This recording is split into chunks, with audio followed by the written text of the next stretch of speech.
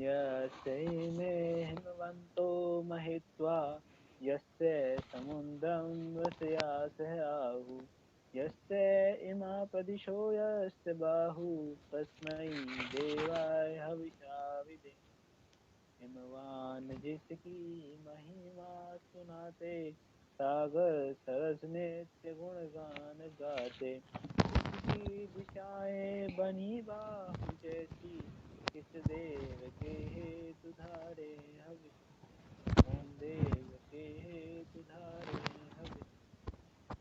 मंत्रार्थ यस्य अर्थात जिसका, इमे अर्थात ये, हिमवंतो अर्थात हिमवान, गतिवान गति वृद्धि युक्त शीतल, महित्वा महिमा द्वारा, यस्य जिसका, समुद्रम समुद्र, रसिया रस द्वारा रस के साथ सरस, सह अर्थात सात सहित, आहु अर्थात कहते हैं, यस्य अर्थात जिसकी, इमा अर्थात ये, प्रदिशो अर्थात प्रदिशाएं, यस्य अर्थात जिसके, बाहु अर्थात प्रयास है, तस्मै किस, देवाय देव दिव्य प्रकाशमान के लिए, हविषा हविष द्वारा, विधेम विधान करें, विशेष रूप से धारण करें। भावार्थ जिसका गुणगान ये हिमवान गतिवान गति वृद्धि युक्त शीतल अपनी महिमा द्वारा तथा समुद्र रस द्वारा सरस करते हैं, जिसका ये प्रदिशाएं बाहु या प्रयास हैं, उसके अतिरिक्त किस देव अर्थात दिव्य प्रकाशमान के लिए भविष्य द्वारा विधान करें, विशेष रूप से धारण। संपूर्ण सृष्टि परमात्मा की विभूतियों तथा अनुदानों से आनंदित होकर उसी के गुणगान में निमग्न है। यहाँ इसका सुंदर काव्यात्मक वर्णन किया गया है। धातुवादी निरुक्त यस्य यहाँ पर सर्वनाम है, इमे भी सर्वनाम है। हिमवंतों में ही धातु है जिसका अर्थ जाना, प्रेरणा करना, वृद्धि होना। महित्व में मह धातु है जिसका अर्थ महत्व होना, सम्मान करना, सत्कार करना। मही का अर्थ प्रकाशित होना, बढ़ना, बोलना, कहना। समुद्रम में सम उपसर्ग है, वह सम का अर्थ एक समान रहना। उन्द का अर्थ आंध्र होना, गीला होना। रसिया का अर्थ रस अर्थात स्वाद लेना, प्रीति करना।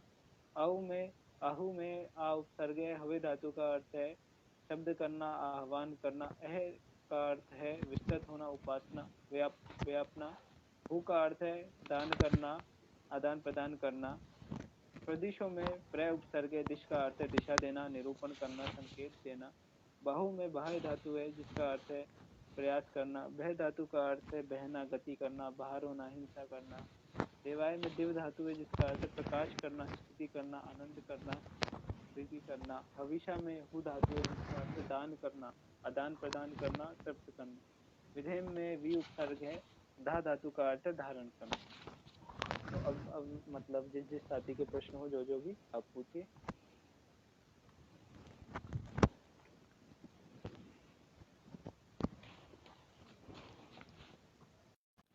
नमस्कार गुरुजी। नमस्ते स्वामी जी।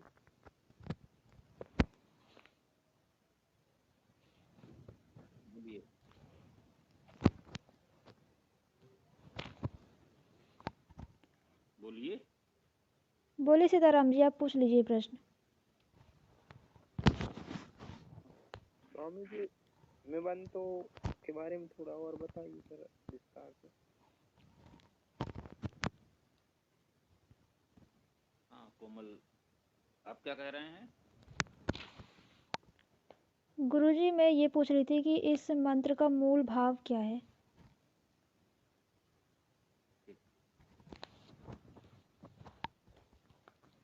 आपको हिमवंत हिमवान जानना है और आपको मंत्र का मूल भाव, इंद्रिय भाव, सेंट्रल आइडिया जानना है। पुलकित जी, अभी आपने इतना सब कुछ उसका पूरा व्याख्या दी, तो जो कोमल जी जानना चाहते हैं इस मंत्र का मूल भाव क्या है,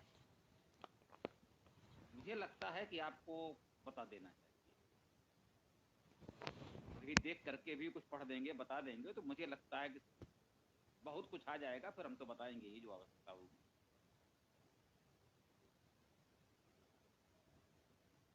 यहाँ पर गुरुजी मुख्य रूप से तो यही कहा गया है कि भाई उनका जैसे आया था कि सुंदर काव्यात्मक वर्णन किया गया है कि भाई जो संपूर्ण सृष्टि है वो उसकी परमात्मा की जो मतलब चीजें हैं, जो विभूति हैं, अनुदान आया था कि उससे मतलब ये आई है ना लाइन, संपूर्ण सृष्टि परमात्मा की विभूतियों तथा अनुदानों से आनंदित होकर उसी के गुणगान में निमग्न है। ये इसका मूल भाव हो सकता है। जी, ठीक बात समझे कोमल जी, इन्होंने बताया और मेरे विचार से ठीक बताया। ताकि हमने बताया था, ऐसा माना जाता है हिरण्यगर्भ सूक्त भी सृजन का सूक्त है। यद्यपि इसमें सृजन की प्रक्रिया को उतने रूखे साइंटिफिक तरीके से नहीं बताया गया है, इसमें काव्य अधिक है।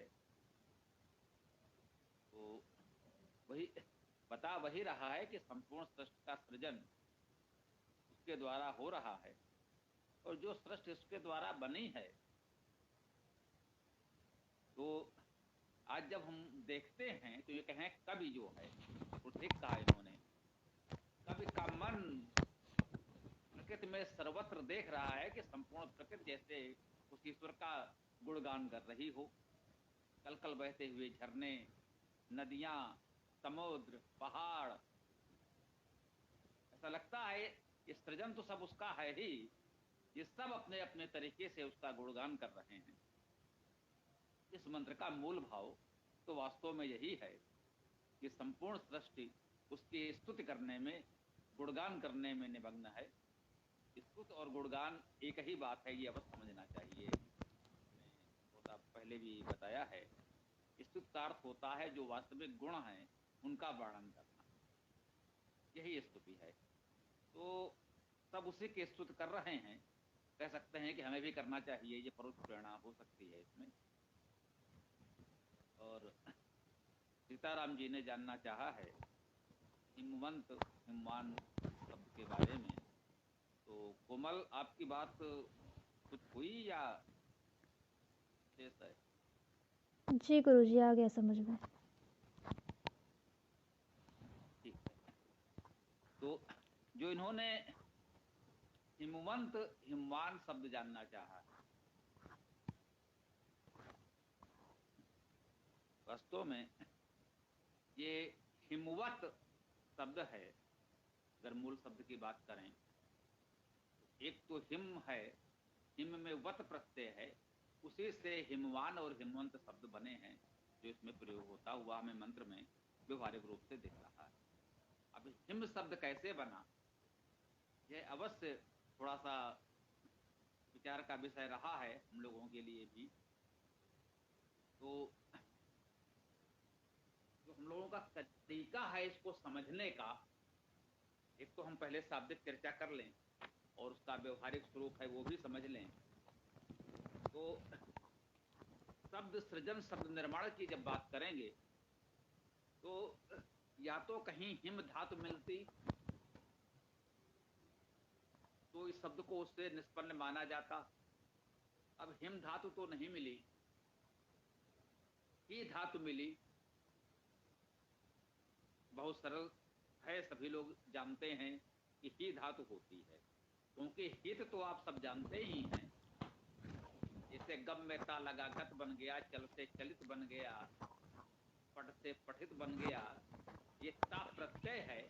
हाँ, ये अवश्य आपने देखा कि कुछ धातुओं में ई और आ जाता है, तो ये दो रूपों में प्रत्यय लगता है, कहीं इत हो जाता है, कहीं केवल ता लग जाता है। जैसे उक्त में ता लगा है, कथित में इत लगा है। तो ये आता है इसी प्रकार से ही धातु में जहां पर मा प्रत्यय, हम आपको ये बता रहे थे कि ही धातु है, उससे हित जैसे बना है तो ता प्रत्यय लगा है, धातु उसमें ही, यहां पर उसी ही धातु में मा प्रत्यय लगा है। जैसे क्रि धातु से कर्म बना, जन धातु से जन्म बना, क्रि धातु से कर्म बना। तो ये आप देख रहे हैं इन सभी धातुओं में मा जुड़ रहा है, तो ये मा प्रत्यय हो गया। प्रत्यय क्या होता है, आप अपने स्तर पर सामान्य रूप से इतना समझ लें, जो स्पष्ट आपको दिख रहा है, तो जो धातु के बाद में जुड़ जाता है और उससे वो एक शब्द बन जाता है जो हम व्यवहार में प्रयोग कर सके, उसे प्रत्यय कहते हैं। मतलब कुछ तो उसमें जुड़ेगा। क्रिय धातु, क्रिय अपने आप में हम कुछ नहीं बोल सकते, उसे हम कर्म कहेंगे, करण कहेंगे, कर कहेंगे। कुछ ना कुछ उसमें जुड़ेगा, तब एक ऐसा शब्द बनेगा जो व्यवहार में उपयोग किया जा सके और उसका कोई एक निश्चित अर्थ दिया जा सके, तो वो प्रत्यय होता है। जहां पर ही धातु में मा प्रत्यय जुड़ा है, जैसे कर्म, धर्म, जन्म हमने आपको बताया, वैसे ही धातु से यहाँ हिम हो गया। तो इस दृष्टि से हिम शब्द का अर्थ क्या बना? जो ही धातु के अर्थ हैं वही अर्थ इसमें लिए जाएंगे। तो ही धातु का अर्थ क्या है? अभी पुलकित जी ने आपको बताया, गति, वृद्धि, प्रेरणा, ये तीन अर्थ उसमें हैं। क्यों पुलकित जी, कोई और अर्थ उसमें दिखा था जो यहाँ बताया जाना चाहिए? गति, यही वृद्धि, है गुरु जी, जाना, प्रेरणा करना और वृद्धि होना। हाँ वो गति, वृद्धि, प्रेरणा बताया तो हमने, वही हो गया, हाँ हाँ, वही वही है। वही है। तो ही धातु के तीन मुख्य अर्थ निकले हैं, गति, वृद्धि, प्रेरणा।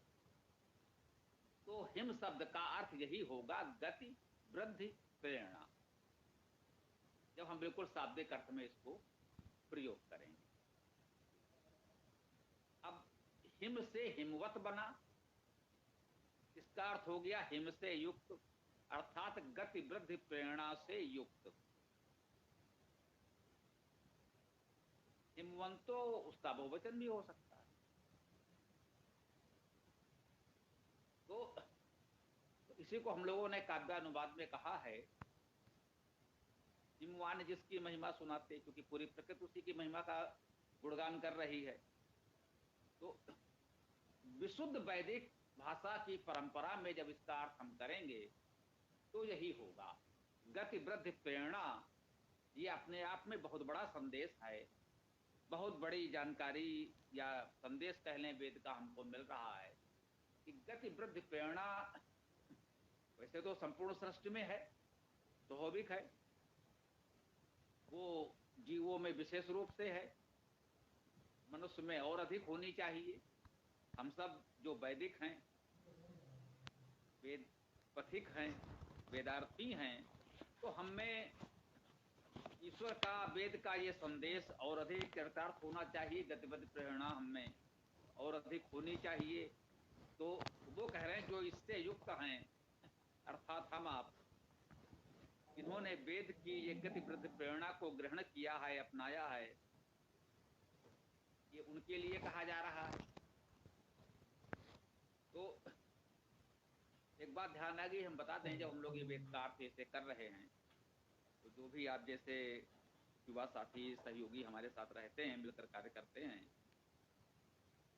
तो कहीं किसी साथी ने एक टिप्पणी की अर्थ करते हुए, देखते हुए, कि ऐसा प्रतीत होता है कि वेद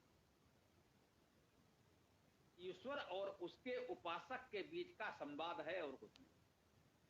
संपूर्ण वेद का, ऐसे कोमल जी ने कहा, इस मंत्र का केंद्रीय भाव क्या है? यदि ये प्रश्न करे कोई आपसे कि पूरे वेद का केंद्रीय भाव क्या है, तो आप कह सकते हैं कि बस ईश्वर और उसके उपासक के बीच की बात है और कुछ नहीं है। भक्त और भगवान के बीच की भावना है और कुछ नहीं है। जो कुछ है, एक ईश्वर है, एक हम हैं, एक परमेश्वर है, परमात्मा है और उसका उपासक है। सहज भाव में कह लें कि भक्त है और भगवान है, उसके बीच में और कुछ नहीं।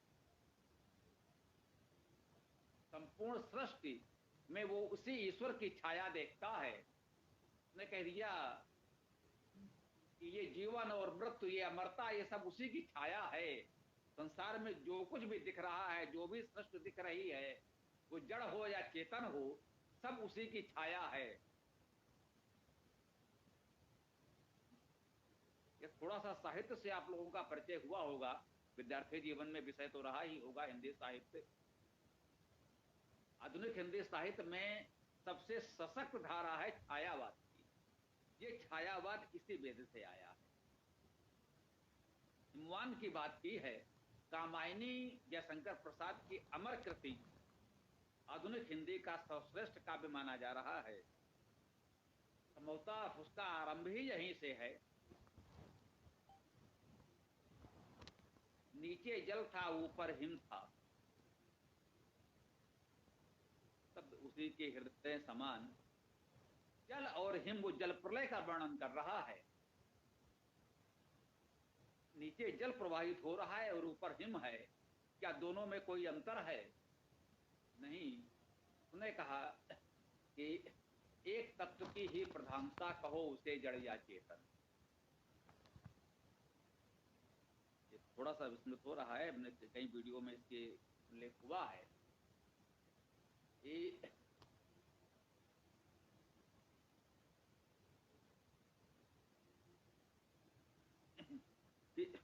जल और हिम की बात वहां की गई कि कहो उसे जड़ या चेतन, कुछ भी कह लो। आप कह लो जल प्रवाहित हो रहा है तो एक प्रकार का गति है, तो चेतन का रूप हो गया, और हिम जो स्थिर है उसे आप जड़ का स्वरूप मान लें। लेकिन वो ये बताना चाह रहा है, बोलता है तो दोनों एक ही। जो छायावाद है आधुनिक हिंदी काव्य का सर्वश्रेष्ठ जन काव्य की श्रेष्ठता में माना जा रहा है, वो छायावाद का मूल भाव यही है कि प्रकृति में सर्वत्र वो उसी ईश्वर की छाया देखता है। विश्वदेव सविता या पोषा व्योम मरु चंचल पवमान, वो पूरे सृष्टि में वही देख रहा है। ये बिल्कुल वैदिक शब्द हैं, ध्यान दीजिएगा, ये बिल्कुल वैदिक शब्द हैं जयशंकर प्रसाद जो ले रहे हैं, वेद से ही लेकर आए हैं, इसमें कोई संदेह नहीं किया जा सकता है। विश्वदेव सविता या पोषा व्योम मरु चंचल पवमान, ये सब विशुद्ध वैदिक शब्द। तो मुझे ये कहना है, प्रकृति में चारों ओर सब तरफ उन्हें उसी एक परमेश्वर की छाया जो दिख रही है, इसी को छायावाद कहा गया है। यही यहाँ पर है, इस आपके मंत्र में है। यूं कहें कि संपूर्ण वेद में यही जो प्रवृत्ति है वो हिंदी के छायावाद में व्यक्त हो गई। और सीताराम जी के प्रश्न को थोड़ा सा और आगे बढ़ाकर इस बात को हम पूरी कर दें। इस मंत्र में एक छाया और दिख रही है, जो हम लोगों ने कहा है, विद्वानों ने कहा है, अनंता व वेदा, वेद के अनेक प्रकार से हम अनेक अर्थ कर सकते हैं। प्रारंभिक कक्षाओं में चर्चा हुई है, तो उसके त्रिविध अर्थ, चतुर्विध अर्थ, बहुविध अर्थ कैसे कैसे किए जाते हैं। राजस्थान से आप लोग हैं, कुछ लोग पुलकित जी भी हैं, उनसे भी वरिष्ठ एक बहुत वरिष्ठ वहां पर एक कवि हुए हैं, बशीर अहमद मयूख। बशीर अहमद उनका नाम था, मयूख उपनाम था, जिसे जयशंकर के साथ प्रसाद रामधारी सिंह दिनकर इस प्रकार से जो नाम जुड़ जाते हैं। तो बशीर अहमद मयूख ने स्वर्णरेख पुस्तक लिखी थी, उसमें उन्होंने ऋग्वेद के ऐसे अनेक मंत्रों सूक्तों का काव्यानुवाद किया था, उसमें ये मंत्र भी था। इसको उन्होंने भारत से, स्वदेश से जोड़कर देखा। अब आप देखिएगा, शब्दसा अर्थ तो हमने बताया, आपने समझा। अब देखिए छाया उसको कहाँ किस ओर ले जा रही है। उन्होंने कहा, जिसके फैले बाहुपास में आवेष्टित होने को आतुर दिशा दिशांतर। अब देखते जाइए आपके मंत्र में ये सब कुछ है या नहीं है ना। वो कह रहे हैं, इसमें आया है प्रदेशो यस्य बाहु। अब प्रदेशो यस्य बाहु को क्या कह रहे हैं, जिसके फैले बाहुपास में आवेष्टित होने को आतुर दिशा दिशांतर, उस स्वदेश के कर्म यज्ञ में मेरी जीवन समिधा अर्पण। पूरा काव्य उनका गीत नहीं याद है जो उन्होंने छंद में इसको लिखा है। तो उन्होंने ये पूरा इसको कैसे जोड़ा। हिमवान क्या है, ये हिमालय पर्वत हो गया। समुद्र क्या है, भारत के दक्षिण में तीनों ओर समुद्र है, सभी दिशाओं में राष्ट्रमाता के बाहु फैले हुए हैं, सारी दिशाओं को समेट रहे हैं। तो उन्होंने अपने स्वदेश के एक राष्ट्र की इस रूप में विराट परिकल्पना की, बिल्कुल ईश्वर के रूप में कह लीजिए, देवत्व प्रदान करते हुए कि ये भारत राष्ट्र का एक मानवीकरण कर दिया जाए, जैसे कहें। जैसे पुरुष सूक्त में हमने ईश्वर का एक मानवीकरण करने का प्रयास किया है कि यदि उसे एक पुरुष एक व्यक्ति के रूप में कल्पित किया जाए तो कैसा होगा। कल्पित किया जाए, वहां स्पष्ट लिखा है, वैसा वो है नहीं, लेकिन यदि कल्पित किया जाए अपने समझने के लिए, सरलता के लिए, तो उन्होंने राष्ट्र का मानवीकरण किया और ये देखा। तो वेद काव्य है, उसको लोग किस किस रूप में कैसे ले जाते हैं। हिमवान शब्द आपने देखा, उसका अर्थ क्या हुआ, गति वृद्धि प्रेरणा से युक्त। अब हिम शब्द बर्फ के अर्थ में भी रूढ़ हो गया है। हिम का अर्थ शीतलता भी है, रूढ़ हो गया है। जो मूल उसका वेद में शाब्दिक अर्थ होगा वो तो गतिवृत्त प्रेरणा के रूप में ही होगा, इसे कोई नकार नहीं सकता। परंतु व्यवहार में उस, क्योंकि अब काव्य है, उस रूप में वर्णन करते हुए यदि हम इस रूप में ले जाएं तो कोई हानि नहीं है, हम इसे अनुचित नहीं कह सकते। काव्य है, आनंद लीजिए, उसमें हिमालय भी है, समुद्र भी हैं, दिशाएं भी हैं, बाहें भी हैं। आप उसे राष्ट्र से जोड़ लें, समाज से जोड़ लें, अपने से जोड़ लें, उस परमेश्वर से जोड़ लें, उसका मानवीकरण कर लें, ये कुछ भी कर सकते हैं। उस भाव तक आपको पहुंचना है। आपकी सोच, आपका विचार, आपका चिंतन, आपकी भावना जितनी व्यापक विस्तृत होती जाए, यही वेद का वेदत्व है। यही तो आपको पाना है, यही आपको पहुंचना है, यही हम सबका लक्ष्य है। ठीक है, मुझे लगता है कि बहुत चर्चा हो गई आपके प्रश्नों पर, अब आगे बढ़ सकते हैं।